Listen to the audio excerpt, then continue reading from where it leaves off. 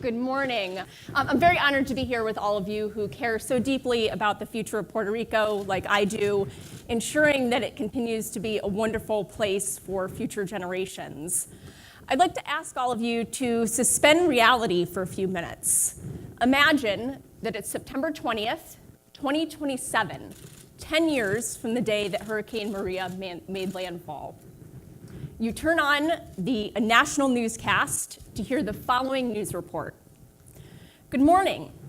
I'm here reporting live from San Juan, Puerto Rico, 10 years after Hurricanes Irma and Maria devastated the island, setting it into many months of blackout.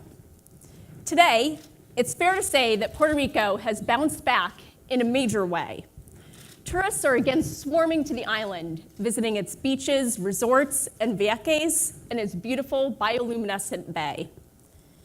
The economy continues its steady growth, and the early post-hurricane days of brain drain have all but been reversed. This week, we'll take a closer look at how this turnaround was accomplished, starting by looking at the basics, the electric grid. The goals were clear. In early 2018, Puerto Rico began its journey of a wholesale transformation of its electric power system. The people of the island demanded a customer-centric system that was clean, resilient, and reliable. Residents and business owners alike were clamoring for a system that would withstand the next storm.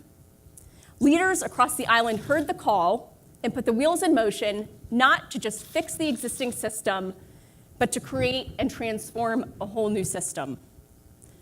The shift has generated impressive results over the past 10 years. The new system shifted generation from a reliance on large fossil fuel-based power plants to cleaner generation provided from a healthy mix of large plants and many, many small customer-sited distributed resources, creating resiliency and a more environmentally friendly system. Today, Puerto Rico is seen as a model by states across the United States for the effective deployment of solar, battery storage, energy efficiency, and other customer-facing products.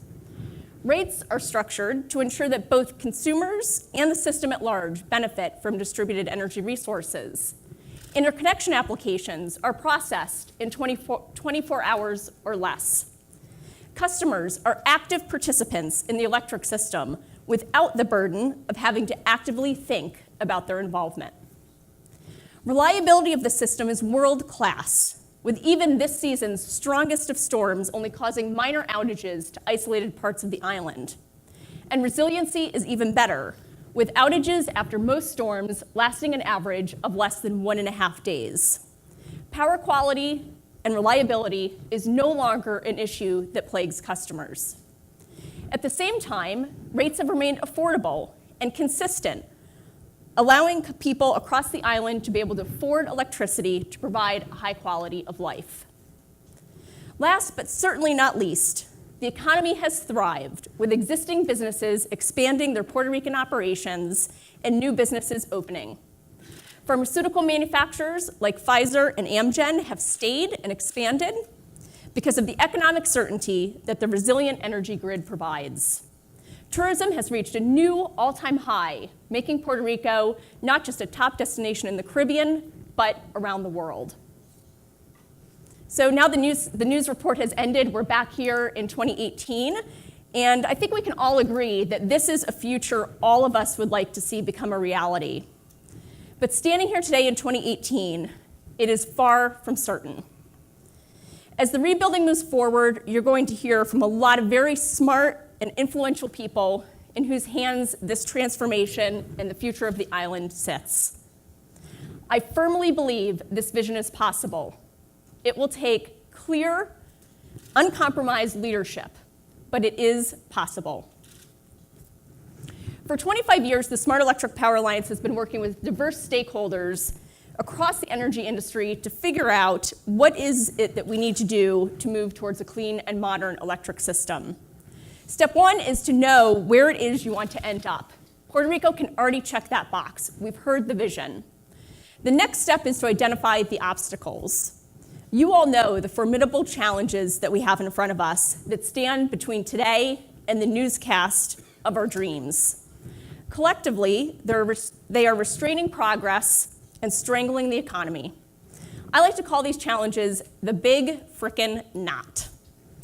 That knot has many intersecting chords. You all know what they are. It's status quo thinking, it's the financial distress, it's the expertise leaving the island, it's the aging infrastructure, on and on and on. There are many.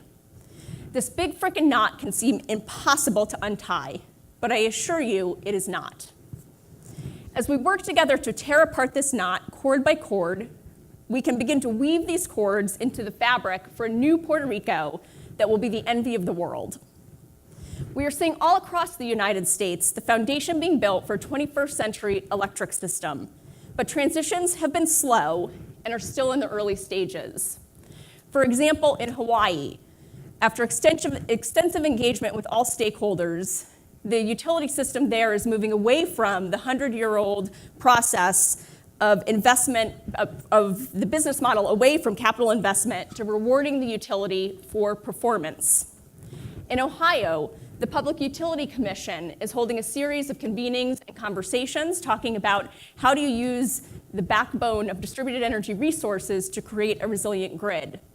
In New York, Reforming the Energy Vision is talking about how do you bring new products and services to customers, offer more choice to customers, and at the same time, ensuring that the environment is protected and creating new jobs and economic opportunity. These are just some examples of the things happening in the United States. But how can Puerto Rico expedite its transformation and leapfrog other jurisdictions to the front of the pack? The next critical step is the development of a clear, thorough, and transparent roadmap. On the surface, creating a roadmap might seem like a simple task, or maybe even an intellectual exercise. But I assure you, if done correctly, a roadmap will help untangle the big frickin' knot and clear the way for energy independence and economic prosperity. For the past 4 years, SEPA has been running an initiative with stakeholders across the United States talking about the critical steps that are necessary for any roadmap that's looking to transform an electric industry.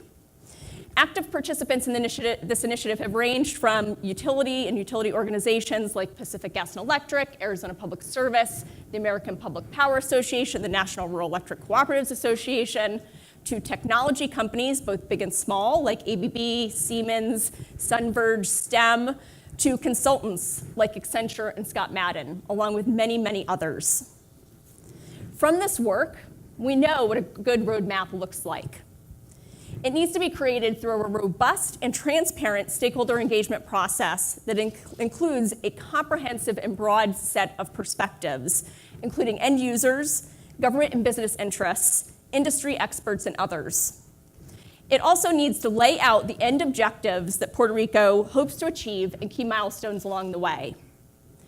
It will need to identify the policy, regulatory, and market changes necessary in the areas of system planning, system operations, asset deployment, customer engagement, data stewardship, and market design and management. It also needs to clearly define the roles for the utility, third parties, and customers in each of these areas. It will need to be inclusive, building upon the integrated resource plan, the fiscal plan, and other related plans. And last but not least, it must be grounded in clearly defined apolitical SMART goals in order to withstand the shifting political winds and changing administrations. We know there's something of a magical formula to bringing together a diverse group of stakeholders to reach agreement on a roadmap like this. But we've successfully seen it happen. SEPA's worked with a number of stakeholders in states including Hawaii, Montana, Ohio, Pennsylvania, Tennessee, and other states, focusing on driving consensus and developing plans that help move each of them along in their journey towards a clean and modern energy future. Of course, stakeholders have to be willing to compromise to reach consensus. It's hard, sometimes unfamiliar work for folks to find middle ground, but it is essential to be committed to doing just that. Stakeholders must be also supported by the best and brightest experts from across the nation. We must learn from the experience of others.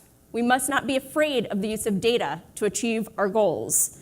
We must quickly identify and make decisions around least regrets moves that will be the right thing to do no matter what the future holds. The resulting roadmap will be, indeed, more than a sum of its parts. It will provide, number one, more than 3 million American citizens with reassurance that they will never again be without power for such an extended period of time. Number two, the federal government with guidance about where resources are most needed in Puerto Rico. Number three, manufacturers, hotels, and businesses with confidence that they will be able to make and deliver their goods and services on island with a reliable and resilient grid to support them. Number four, investors and private industry with creditworthy counterparties. And number five, banks with lower risk so that they can again be able to loan money to the people and businesses of the island. Frankly, this process of creating a roadmap is time-consuming, exhausting, and frustrating. But the sooner we get started, the sooner we can begin executing. And the results will pay dividends many times over. Failure to do so could mean being stuck with the status quo and the ever-present threat of another extended blackout and customers' inability to control their own quality of life. And that is not acceptable. I'd like to leave you today with a message from my 8-year-old son, which he actually wrote as part of a homework assignment when we came home from a family trip to Puerto Rico this past December. So it reads, go to the next slide. I went to Puerto Rico. 3 months ago, there was a hurricane. Half the light in the city was on. We had blackouts. It was a half scary, half fun time. In front of us, we have a huge challenge. And as my son says, that's scary. But at the same time, we have an even bigger opportunity.